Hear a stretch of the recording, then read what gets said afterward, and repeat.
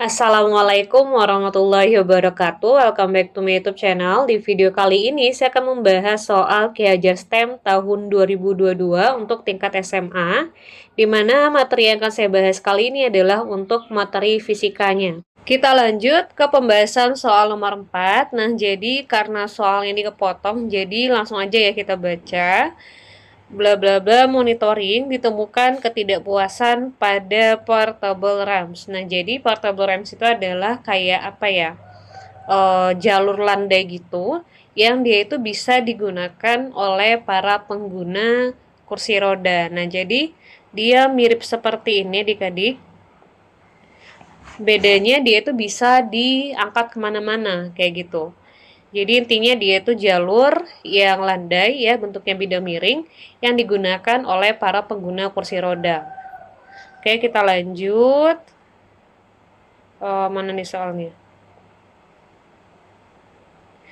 Nah, kemudian dengan sudut kemiringan, yang telah dibuat dengan terkesan curam untuk digunakan para difabel dengan sudut kemiringannya adalah 60 derajat, kemudian koefisien geseknya adalah 0,5,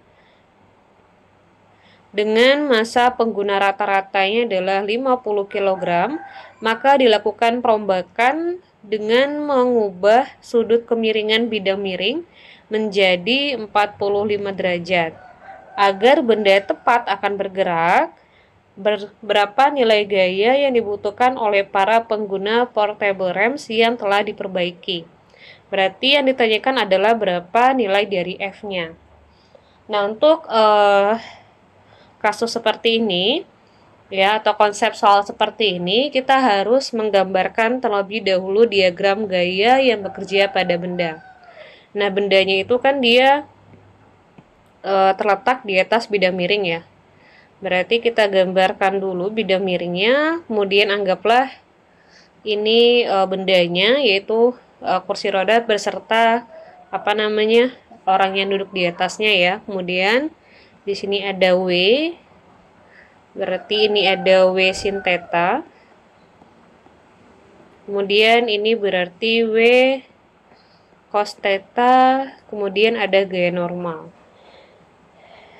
Di soal disebutkan bahwasanya terdapat gaya gesek atau terdapat koefisien gesekan. Nah, karena ada koefisien gesekan berarti ada gaya gesek.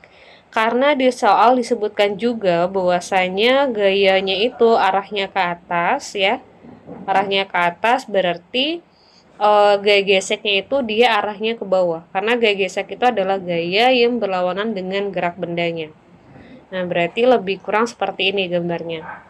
Setelah kita buat gambarnya seperti ini, kita tinggal masuk ke persamaan sigma F sama dengan 0. Nah, kenapa kita menggunakan persamaan sigma F sama dengan 0? Karena di soal diminta kondisi benda pada saat tepat akan bergerak. Nah, kalau seandainya dia sudah bergerak, baru kita gunakan sigma F sama dengan M kali A. Kayak gitu. Oke, langsung aja. Sigma F itu adalah resultan gaya yang bekerja pada benda. Berarti di sini ada F, arahnya ke atas ya, atau searah dengan gerak benda, sehingga dia bernilai positif. W sin theta ke bawah, berarti berlawanan negatif ya. Kita langsung aja tulis Mg sin theta, tetanya adalah 45 ya adik-adik. Kita menggunakan theta yang sudah diganti. Kemudian ada dikurang Fg. Fg itu adalah mu dikali N, sama dengan 0. Langsung aja, berarti F-nya adalah mu N ditambah Mg sin 45. Nah, karena kita belum tahu berapa nilai dari N, sehingga harus kita hitung terlebih dahulu. Nah, untuk menghitungnya kita gunakan persamaan dari sigma Fy sama dengan 0. Nah, pada sumbu Y hanya terdapat nilai dari N dan W cos theta, di mana N arahnya ke atas kita anggap positif, W cos theta ke bawah berarti kita anggap sebagai negatif. Nah, sehingga menjadi N min Mg cos 45 ya, sama dengan 0, artinya N adalah Mg cos 45. Oke, langsung aja kita masukin mu, kemudian di sini kan ada nilai Mg ya adik-adik tadi ya. Jadi Mg-nya langsung aja kita keluarin nih, Mg ini dan ini. Kita keluarin. Berarti, oh sorry, mu-nya nggak boleh ya. Sorry. Yang kita keluarin hanya Mg. Berarti di sini ada mu cos 45 ditambah sin 45 derajat. Nah, masukin M-nya adalah 50 kg, G-nya 10, mu-nya adalah 0,5 berarti setengah. Cos 45 itu adalah setengah akar 2, sin 45 adalah setengah akar 2. Berarti ini hasilnya 500 dikali, ini berarti berapa ya? 1/4 ya, 1/4 akar 2 ditambah setengah, berarti 3/4 akar 2. Nah, langsung aja kita hitung 500 dikali 3 itu adalah 1500, dibagi 4 adalah 375. Berarti F-nya adalah 375 akar 2. Nah, saya coba lihat dulu ya di option itu jawabannya yang mana. Mana nih? Di sini dia nggak ada.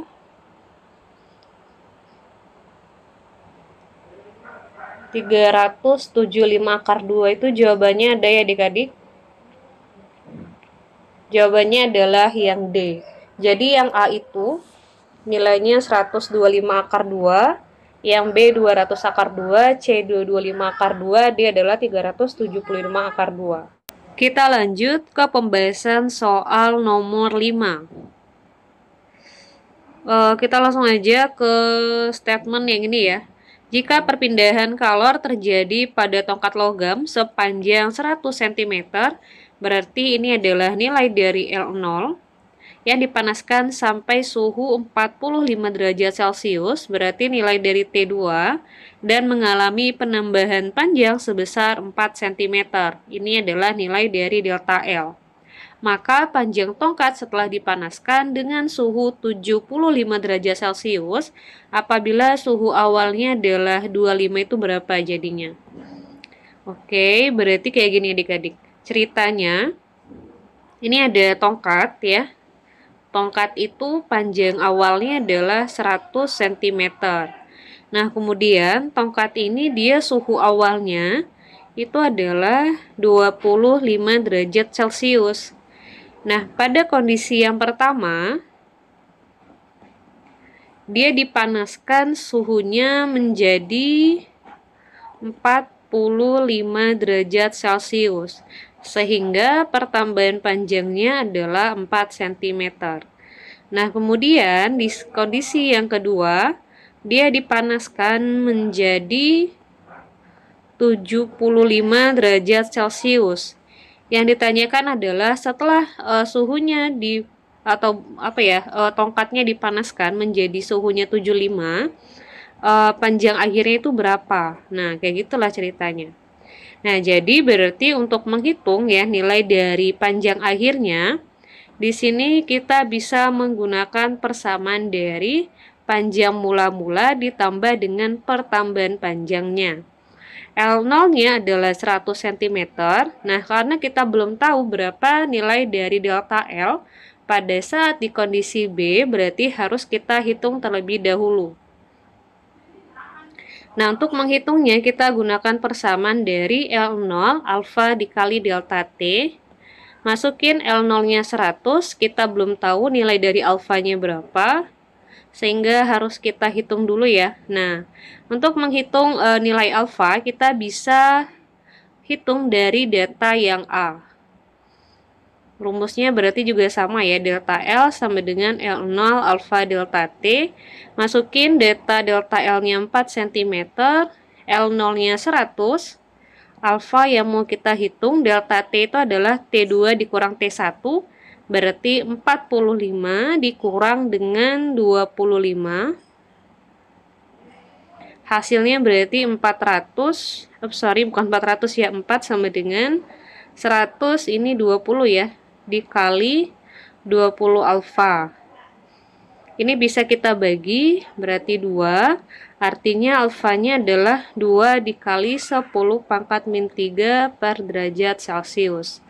Nah, setelah dapat nilai alfa, kita masukkan ke sini. Masukin nilai delta T-nya, berarti T2-nya 75. Dikurang T1-nya tetap ya 25. Ini berarti 100 dikali 2 kali 10 min 3, berarti ini sisa 1, jadinya 2 dikali 10 min 1 dikali 50. Ini habis 2 kali 5 10, berarti delta L-nya adalah 10 cm. Berarti panjang airnya adalah 110 cm. Jawabannya adalah yang A.